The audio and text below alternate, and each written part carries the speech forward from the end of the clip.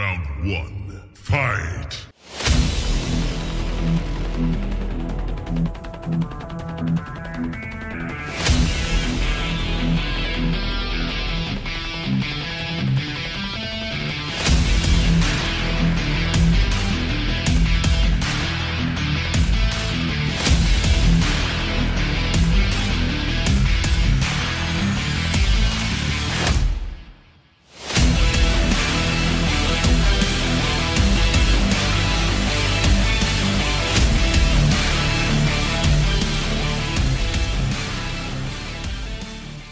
What's up, everybody, and welcome to another edition of Combat Zone. That's right, BW Sports 1 fans. It's powered by Rockstar Realty, 317-503-8322.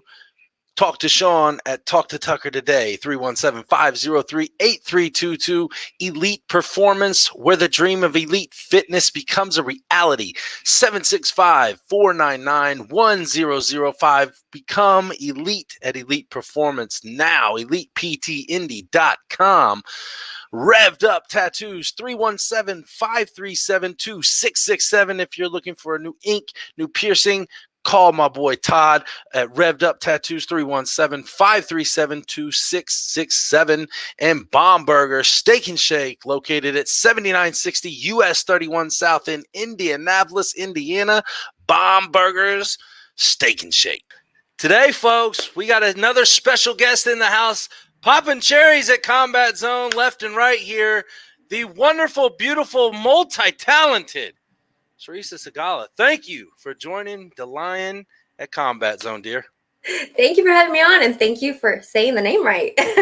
Oh, I got to get it. Hey, you know, and it's funny. I didn't even ask you before we came on. Is this how you say it? I've been practicing. My parents, oh my God, they name me, and it's like, if you read the name, it's not how it sounds. So I get it all the time. I'm like, okay, yeah, that's it. Well, you know, my last name's Stevens, okay, with a V. And I have a lot of people spell it with a PH. It's like, no, it's not Steffens, it's Stevens. Yeah, yeah. You know, So welcome to Combat Zone. Welcome to Combat Zone. Thank you again for coming on. We appreciate it. I cannot wait for this coming up fight that we'll get into here in a minute. I know your background somewhat. You're from the Brazilian Jiu-Jitsu background originally. And you were the first female black belt at Gracie Barra, correct? From Chino, yes. From Chino, okay. Where I go to, yes. So because there are a lot of other black belts from Gracie Barra, and they're known. Right. The one that I came from, yes, I'm the first one. So kind of give the BW Sports 1 world a background of your combat sports career. Where did it start? Obviously, we said BJJ, but where has it gone from there? So when I was younger, I always wanted to get into wrestling, but my age at that time when I was in school, that wasn't a thing. I think we had one girl on our team, and now they have a huge wrestling team. They have lots of girls in there, but back then it wasn't a thing. And I wish, because I heard like Kat Zingano once talk about that. And she had the same thing, and I wish I was like her and I just pushed for it.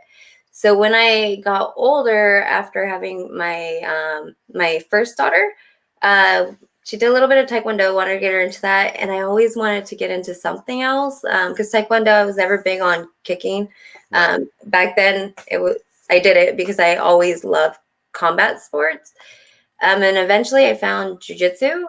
I went to Gracie Barra. I actually started at the one in Upland with Ana Laura Cordero and Rafael over there. But when I moved around for work, the Chino one became closer to me.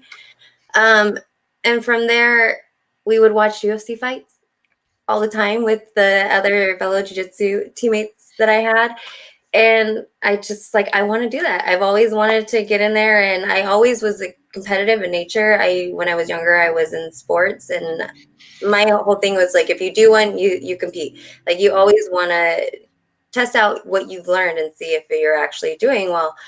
And so for me, I'm I did jiu-jitsu, but I always felt like there's so much more to it. I feel like in real world, you're not just going to have one thing. And it's good to know, I think everyone should go in and learn a martial art and get into something, because it's amazing for you, especially in real life, if you have to use it, especially as a female. Absolutely. So I decided that's what I wanted to do. I went and I found a local MMA gym. I started at Millennia. And from there was history. I just started doing MMA, and I'm just the type that no matter what, because I train with people that like, they're all in. I mean, I started out training with some of the girls there. We had like Tatiana Suarez, and this was before she was in The Ultimate Fighter, and those are my training partners. And it was like they weren't giving you any. It was 100% when you went in, and I didn't care. I would come home all the time like bruised, hurt. It was hard training, and I'm used to it. And I think they at times, and you'll see it even in any other MMA gym, you're like, oh, this person's probably gonna quit. And I'm sure they thought that about me, but I definitely am not But one. you're stubborn, right? No, I'm very stubborn. I mean, what's my last fight? You'll see. I ain't taking no. Oh, we're gonna get into that here in just a second, definitely, because honestly, fight of the night that night, it stood. I couldn't believe that. Let's just say I couldn't believe the event on pay-per-view started that way. Yeah. I mean, it was like, holy shit! This is the first fight of this pay-per-view. What's screwed up? The crazy thing is we were a swing bout, so we might not have started that first fight. So it depended on how long, because I guess they had one more fight than they usually had, so they didn't know if we were going to start off the main card or if they were going to put us on prelims. So we could have ended the prelims that way. It just depended on how long the fights went, and it just turned out that it worked out perfectly, because to start out an event like that for any card, like, that just keeps building up for everybody afterwards. Like the fans are like, oh, I want to keep watching and see, which is sort of cool, because I hear a lot of people saying like, oh, it was sort of a letdown because you would watch everyone and it wasn't as good as your guys's. I was like, that's awesome. I just obviously wanted a different outcome, but like for me, I was like, it's amazing to be part of it. And if it wasn't for that fight, I don't think I'd be where I am today. So. Well, that definitely gave you a hell of a spotlight. Let's just say that way. I mean, that was your debut in bare knuckle fighting championship. Leading up to that fight, and I ask everybody this, especially when they make the transition from a gloved combat sports to a non-gloved combat sports, what was the difference in your training camp leading up to that fight, knowing that, okay, the gloves are off, now it's totally different? The biggest thing that they kept talking to me about was and training your knuckles, and like, I just wish, so for me, I think for most people, I think you need mentally being prepared. Like I already am pretty strong, I think, well-rounded everywhere. I think I go into every fight knowing what I'm going to get into, and in my head, I'm like, it's all go from here. So whatever happens, happens. And I have a really high pain tolerance. Obviously. We saw. I was like, for me, I was like, I didn't feel anything. And it was almost honest afterwards. I was like, oh, damn, that was already 10 minutes. Well, obviously it's longer because you have the minute in between. Right. Like, it felt like it was just night and day. Like, it already happened. And I couldn't believe that we had already been in there for that long. So leading up to it, like, I think the biggest thing for most people should be like that mental prepared. Like, you better go in 150%. Don't like half-ass anything. It's not going to help you here. I didn't have anything to rely back on other than my stand-up training. So it was just more focusing on the boxing and the stand-up striking.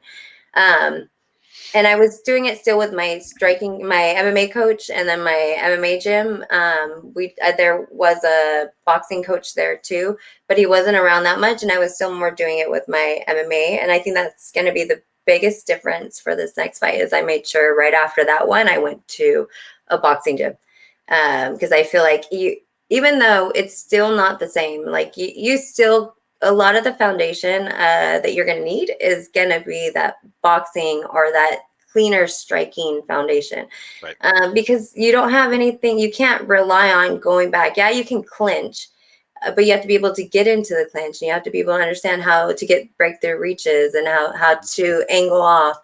And in MMA, you do that by, finding the takedowns or trying to grab the leg for the kicks, and you don't have that in bare knuckles, obviously. So it's a little bit different. You gotta sort of train a little bit of everything. And we were doing most of our sparring either with MMA gloves. So I was using mainly MMA gloves, or when I was doing mitts, it'd be without anything. So that was like the biggest thing that I was doing for the last one is the knuckle conditioning. But I feel like I needed more of the boxing. Gotcha. So now we move from then. Taylor Starling was your opponent that time. My opinion, honestly, be totally honest with you, I think if you would have not got knocked down, this was a major draw. I mean, you couldn't necessarily take it one way or the other than for that knock. Or was it two knockdowns? There was two knockdowns, and I got knocked. So she had that clean straight, but the only reason why, and the reason why I was able to get up so fast, because people were like, "Oh, I was so amazed." My feet weren't underneath me, and that's why I say like that boxing foundation. Right. I knew it when I was training that I tended to square up a little bit because I was going and my right foot wouldn't trail behind me, instead it would go on the side, and that's exactly what happened. And that's why I got my butt back up right away, and I wasn't hurt. Nothing was hurt. I wasn't dazed. I didn't see stars. Nothing. It was just I didn't have my foot behind me, so there was nothing to push back on. So it sort of sucks. And that's why when I heard the scorecard, I was like, that's stupid. Like I was sort of annoyed with the scorecard. But you hear it all the time in boxing, and you hear even in MMA, I get annoyed with the scorecards. Yeah. Different judges, whatever they see. But I was just like, I don't feel like it's that much in her favor. And especially from everything that I'm hearing from everybody. And even watching it back, I was like, I don't feel like she stole every round. I'm sorry. And this is not a dig towards Taylor Starling at all. Oh, definitely not. She put on a hell of a show with you. Oh, definitely not. To me, like you're saying, when you let it go to the refs, anything can happen. But man, recently over the past year or so, you have seen some shitty reffing. Oh yeah. Or not. Yeah. I'm sorry, judging. Yeah. God, I hear 50-45 all the time, and I laugh. It's like, come on, man. Yeah. I was like, you're telling me no, like not a single one. Okay. I was like, this is ridiculous. Yeah. So how much did that throw into that stubborn body of yours? Okay, they did this to me, judges wise. Yeah. Now I'm getting ready to show what I'm in. So what have you done from that time to right now, about 2 weeks out of the fight? So I obviously had to wait to heal a little bit, so it took a couple weeks, but I went straight to the best boxing gym in the area that I could find, and so I went there, and that's where I've been since the fight.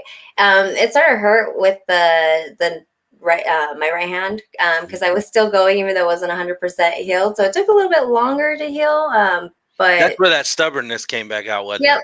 I was like, well, I was like, I need to fix this. I saw things, and I know. I mean, I knew things from before. Everybody has things, even like the top level. There's things that they got to work on too. We all have something that we have to work on. Right. And so I've always been that way though. From day one, even in jiu-jitsu, like I do a competition, I'd be like, man, why did I do this? Oh, I went to the wrong way. Okay, I'm going to go back. I would go back right after my competition. I'd be in the night class training, and my professors would laugh at me, be like, look at her. She's over here training. She just competed. I did IBJJF. I didn't get my medal, so I'm over here in the gym trying to fix the stuff that I worked on. Obviously, there was a little bit more injuries involved in this one, so couldn't go right back the day after. But that's the type of person I am. I like literally, if I know I did something wrong, I want to go back and fix it. I'm really, really stubborn. Hey, stubborn is not always a bad thing. No, not when it comes to this. It's like OCD. I guess it's my form of OCD for my training. There you go. Well, in different aspects, you're showing your kids that you can do anything. You put your mind to it. Being a female, you have daughters. You're showing them that it doesn't matter in a quote unquote man's world. Whatever a woman can do just as much as a man can. With the exception of fighting men, because I'm going to ask you this question now. God. So and I'm not even going to say the person's name, but I think we all know who I'm talking about in MMA. That is a man fighting as a woman.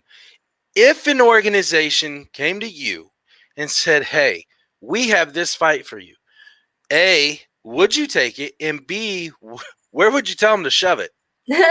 Hell no. They could definitely shove it where the sun don't shine.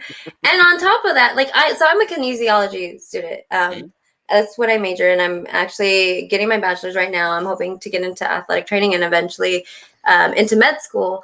Nice. So for me, biologically, and I've seen it, I see it all the time. I'm on some jujitsu and other things, and they have their own stance, but for me, it doesn't make sense. Even if a person, it's the same thing with taking performance enhancing, taking freaking steroids. You still have that lingering effect that's in there. You still have already done the stuff to your body. It's even though you're changing and you're getting different kinds of hormones to take, you still naturally have an advantage. And I get people are like, well, these people have an advantage. There's just some people that are gifted, but that's different. It's still not different. How is it really gifted? And I'm sorry to cut you off, but those people out there, how is it different in this aspect? Because it's a man fighting women. Their bones aren't going to get anywhere near, you still have the bare bone. There's structure that you're born with that you can't take away. Right. You just can't. And so I think in sports, Olympics has it because there's females that are born with an extra chromosome, and that's been already debated, and they can't, compete against other women because that's not fair. It's one of those things. And I know that's another debate that's out there too. That's sort of right in line with the other one. So, everybody has their own opinion, but for me, I just personally don't feel like it's a fair, clean shot. That's the whole point. When you see all these high school students that are going out there, and I know how hard it is to train, I know how much we give up, but all these females that are losing to people and losing their scholarships to these people that are saying they identify that way and that's why they want to train and compete against the girls, that's not really fair. I forget what state it is that all the scholarships went to these two people, and that's not fair. Not at all. We already have a hard time proving that we're a part of this, and that we, as a female, we want to be in this, and that we're just as good as the men, if not better. So I think it's one of those things. So you're making me jump through another hoop is basically what I see.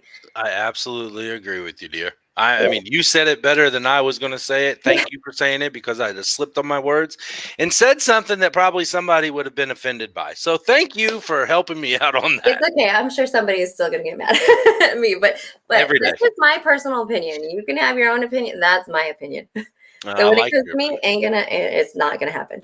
Well, when you bring up, the equality side of things, you take your guys' last fight, okay, you and Taylor, you put that up against any fight that I've seen since then, and it's okay, that right there is one of the top 2, top 3 fights in bare knuckle that I've seen in a long time, and it has nothing to do with, a girl on girl or guy on guy. It's a fight. And you ladies put that fight out there and entertained the hell out of everybody watching that.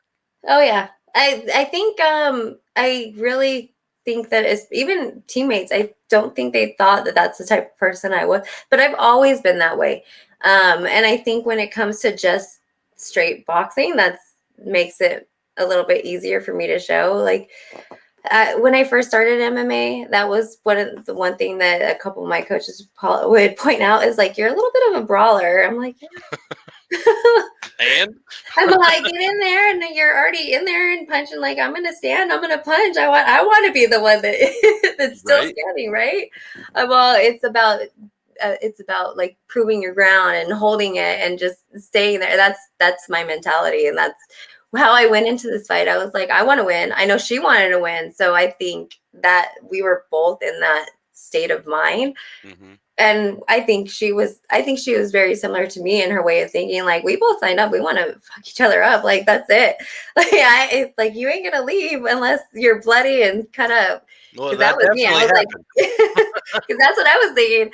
As soon as when she was standing across from me, in my head, I was like, you can smell what you want, but I'm about to freaking bust open your face. And I busted open her face first.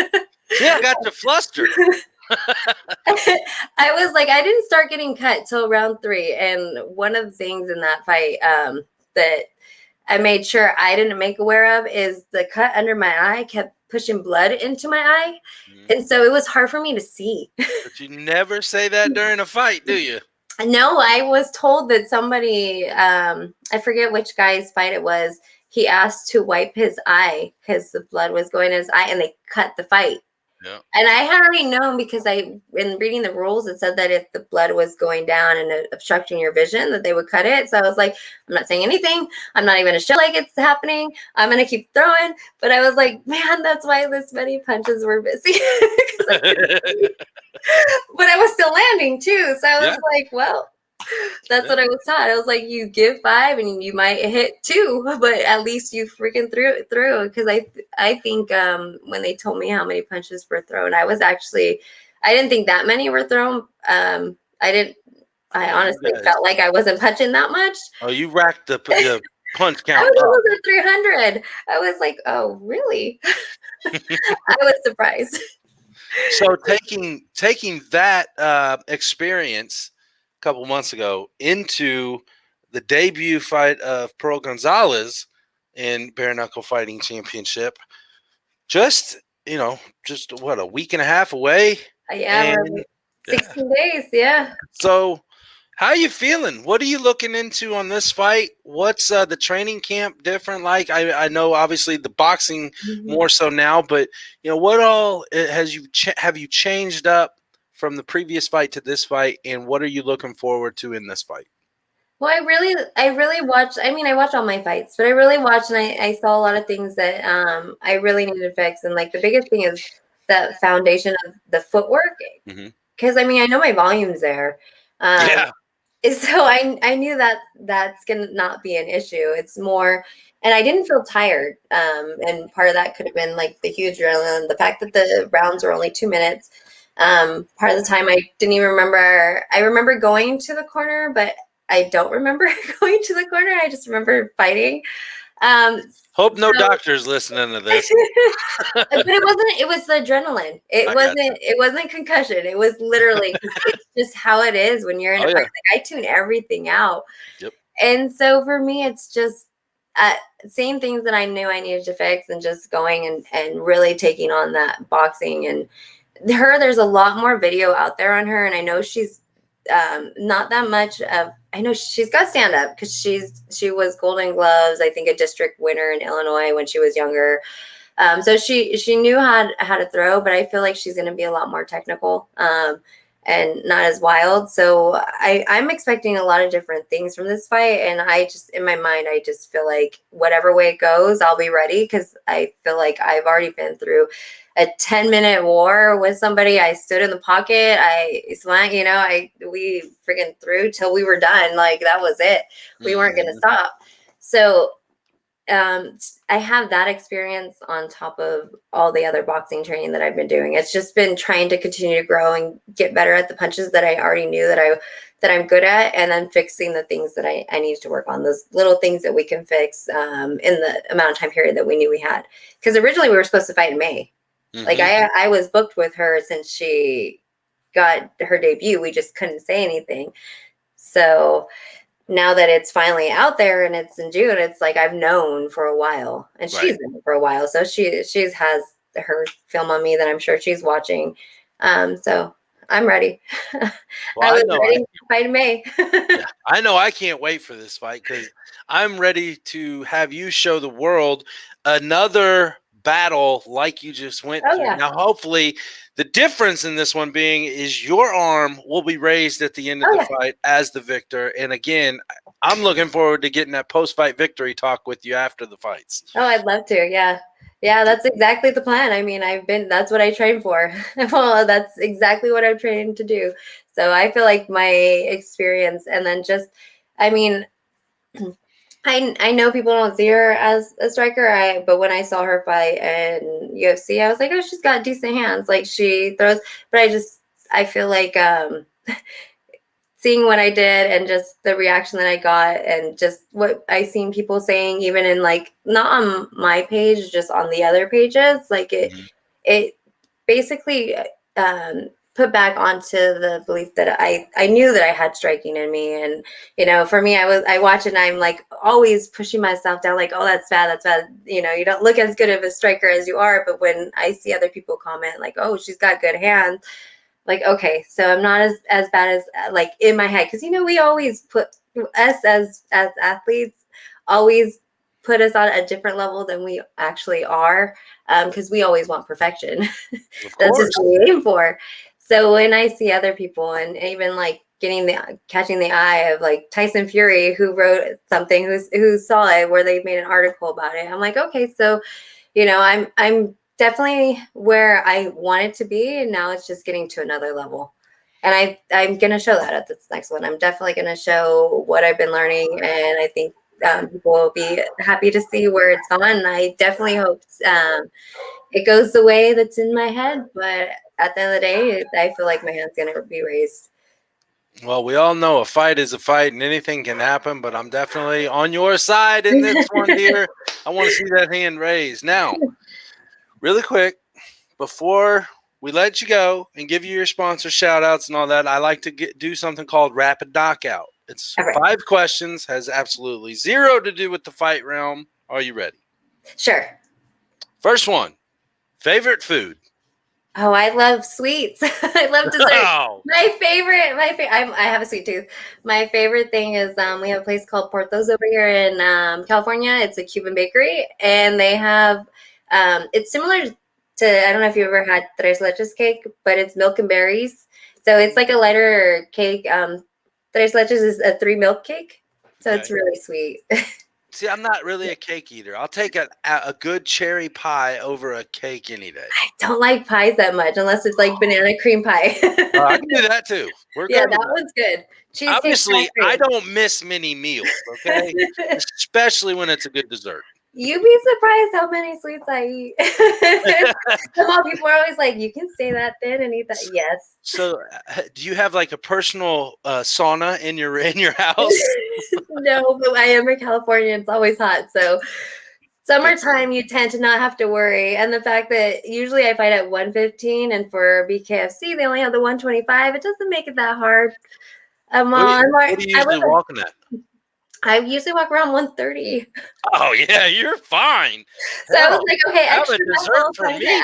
Yeah, we get to add extra. We added extra weights for when my strength and conditioning. So it's like, let's pack on muscle. So I was actually surprised because usually my abs don't show at all until like the week of fight week. Right. Yeah, right now because it's been so hot. They're already. I'm like, hey, they're coming through. There you go. There you go. All right, she's a sweet eater, folks. Question number 2: what is your go-to playlist when it comes to music? What genre or individual or group is on your playlist right now? I listen to a little bit of everything. So I do like the top 40 stuff. So anything that's on the radio. But I grew up with country. I love country. I'm a country music fan. But I tend to like more of the girls that sing than the guys, because I know people are like, country's whiny, but I feel like the guys are whinier than the girls. I still like Garth Brooks, like all those old ones. But I listen to a little bit of everything except for like jazz. And I used to listen to like house music, but I can't do that anymore. It's just too much for me. So here's a funny story. I never went to a country concert in my life. Okay. Yeah. A couple years ago, my wife and I end up going to, I think it's Dierks Bentley. Yeah. Never going again. No offense to everybody. Country music is just not for me. You know. You got to go to like a Miranda Lambert. I went to Carrie Underwood. Hers is really good. But if you don't like slower music, like she did, it was very much like theatrics. Like there was so much that went into it, and I just like Miranda Lambert because I like that kind of music, like Carrie Underwood's music where she's talking about the like messing up the car and stuff like that. That's the kind of country music I like. So, like the guys, when you said that they kind of sound bitchier and crying more about than the girls do. So the ones that talk about, my wife left me, took my truck, took my dog, and all that. Yeah. I don't mind Florida Georgia line. I like Florida Georgia line, but I'm just like, there's just somewhere I'm like, nope, change it. Like I can't. I'm Okay. like, I wouldn't cry over that. No, I wouldn't cry over a country song getting changed either. So we're on the different aspects of that, but that's okay. If you're not training, you're not fighting. What's your favorite hobby? I actually like photography. I was never so I've been in school for a bunch of different things. I've changed my major so many times. I actually went and got my license for hair, but I got pregnant with my son at the very end of the school, and my doctor told me because of past medical history that I couldn't do hair while I was pregnant. Really? So yeah, and I was already in the job that I had. They promoted me, so I just never went and did anything with it. But I always liked art, and I couldn't draw for the life of me. Like, if I draw now, it's like 5-year-old drawing. So my thing is photography because it's a way of being artistic, and still being creative and catching just moments and creating stories. I love that stuff, and just editing. Everybody has their own personal style of editing. So I'm still learning. It's still just a hobby for me. But I've always loved photography. Nice. Okay. So I expect here soon on either the BW Sports One page or my personal profile page or Instagram somewhere, I expect a drawing from you, dear. I want to see your drawing skills. If I have my cousin had a birthday party where it was because she's older. She's not a kid. She's I think 26, 27 now. But her birthday party was one of those like paint, like whatever you wanted. You got the canvas. Almost I forget what it's like, create whatever. There's a store by us that does that, and I'm like, it literally looked like my daughter when she was in 5th grade. I still have the picture. I was like, here, Mama, so you can have it. Hey, I expect to see something. One day, maybe. If it wasn't for fighting, if it wasn't for any combat sport, jiu-jitsu, taekwondo, whatever, what would your sport be? Or if you like watching a different sport. I was never into watching sports. I love playing sports. I actually always like playing basketball. I haven't done it since maybe a little bit after I was in high school. But I always love playing basketball. I'm just short. I'm 5'4", so it's not, I was actually pretty good at it when I was growing up, when I was playing it when I was in middle school, but everybody was as tall as me. So. Right, and then everybody grew. But I definitely don't have the height to play now. So if you had to pick a team, who you said volleyball too? Volleyball too was fun for me. So if you had to pick a team of basketball to root for, who would you pick? Are you a Lakers fan? I was never a fan of watching because I feel like it's so boring to watch. Everybody gets so excited. But that's why I watch combat sports, because in basketball, it's like it just goes one side to the next. And all, somebody can steal, somebody can get hurt and get a foul, but that's it. But that's why I like playing it and not watching. But I like combat sports because it's not predictable. You think you might know who's going to win, and then all of a sudden there's an upset, or you get the Aljamain, the knee, and they call the fight. So that's why I like combat sports. Did you play volleyball? Lakers. Yeah, I played volleyball when I was younger. And I'm sorry, I didn't hear that. I don't listen to Lakers anyway. No. It's okay. I said Clippers or Lakers. Oh. Anyway, but that's because it's LA. I live close to LA, so I know. LA team. That's the only reason why. Only team I ever rooted for was in middle school was the Green Bay Packers. But I was living in Wisconsin at the time. Sorry. So all we had around us on the winter, in winter during when it would snow, they would create like snow sculptures and they would paint them, and that's all you ever saw is like the cheese head, everything. And we had a really cool ice castle because I lived in Eagle River, Wisconsin, and every year they have the ice castle that they put in the middle of town. Well, the only part of town that's considered part of the town, because it's so small. There's like 5,000 people in that city. Oh wow, okay. Super tiny. Yeah, my middle school back then, it was basically like 10 cities all in this one middle school, because we were all like maybe 1,000, 5,000. Like you didn't have very many people. Yeah. So did you play volleyball too?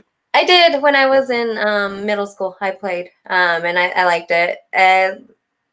Never just high school. I just never continued doing it.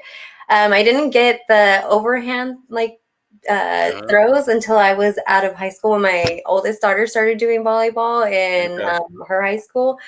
That's when I started practicing. I was like, oh, I get these now. I couldn't do them before. Thank you, combat sports.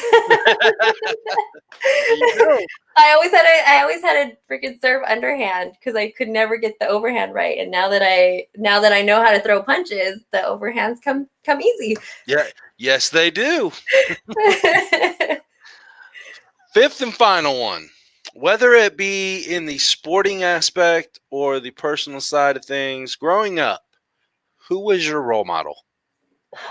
So for me, like, I never really had one person that I really looked up to. I think the biggest one for me was actually my grandfather. He's passed. He actually passed when my daughter was like 2, so it's been a long time. But he was one of the kind of men that no matter what, he was always there for you. Like I would, after I had my daughter, I would go to his house when he was still around, and he would give me money. I was like, I don't need your money. And he would like sneak it into your like wallet, or he'd somehow sneak money. But he was always like on your side. And he was one that he like left his house. He didn't have that great of a childhood. He left his home when he was like 14. And he made something of himself. He became like the first Hispanic postal master in the area he was, because he grew up in Santa Barbara area.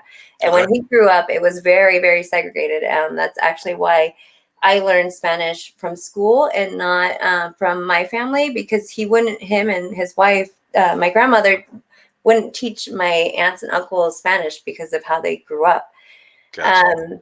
So he had a really hard life, and he ended up being a postal master. He had owned a bunch of land and a bunch of, he was a landlord for a bunch of people, and he would give them so many chances to, like, there was people that when he passed that like hadn't paid for, my parents and their siblings found out that they hadn't paid for years, and he was letting them still live there. So they had to obviously kick them out, but he was just one of those, he was a really decent guy, and he was just one of those people that I looked up to because I knew how his background, where he came from, and just what he did, and how he still was able to be the type of person he was. Definitely wanted to be more like him. So do you think that was maybe an underlining push in your career now in combat sports? Always. I wish he was around. He would be so proud. Like my family is proud, and I think for me, like for MMA, there was a couple of them that would watch and stuff. And when I did this bare knuckles one, even more watched. And he's one of those people that I was like, man, I wish I could be like, look, Grandpa, look what I'm doing, But I'm sure he's watching. But for me, I was like, he's just one of those that I'm like, everything I do is in my head. I'm like, I know he would be proud of where I'm at. Right. Following in his footsteps. He was the first. I'm going to be the first woman. There you go. Folks. You see, now you got me stuttering. Charisa Sigala, folks, thank you for joining us. Now is your time. The floor is yours. Who would you like to thank? Okay, so first of all, my management team, Sucker Punch, and then Chad Lasley is my agent. I just want to say thank you for everything you're doing for me. And then I have a couple of sponsors that have been awesome. They really helped me out for this camp. I have Med CBD. They've been giving me some pain cream and stuff. That definitely has been helping me for this camp as well. We have Real Eats. They're a meal prep thing, and they're food is delicious. I've had other meal prep plans, but this one is amazing. As well as I'm going to actually have my t-shirts coming out soon. It's going to be through the MMA tea company. It's supposed to be coming out today. So there's that one as well. And then Title is actually going to be outfitting me for my fight. So want to say thank you to them because I have all my outfit ready to go. Doesn't it feel good that you don't have to worry about that? Oh, yes. I'm like, dude, like last time. So I was told on the last fight that I was supposed to have my shorts and stuff, and I wouldn't have to get it. And then last minute, I was like, nope, didn't have it. I was going everywhere searching. I was like, oh my God, what am I going to? And then like what I wanted, I couldn't find. I'm like going on Amazon. It was so hard. I was glad this time. It was like a month in advance, a month and a half in advance. Chad told me that like titles on board. I was like, oh, awesome. There you go. Well, it sounds Love like you got somebody that's got your back definitely in that Yes, realm. definitely. Good. Charisa, thank you again for coming on Combat Zone with me. Again, you are more than welcome anytime. We'll definitely have to get that post-fight interview going and scheduled, and I look forward to seeing you fight Thank June you. 26th. Yeah, I'm looking forward to it too. I want to bet. get in that ring. I bet. Folks, thanks again for joining us. As always, we will see you next time on Combat Zone. We out.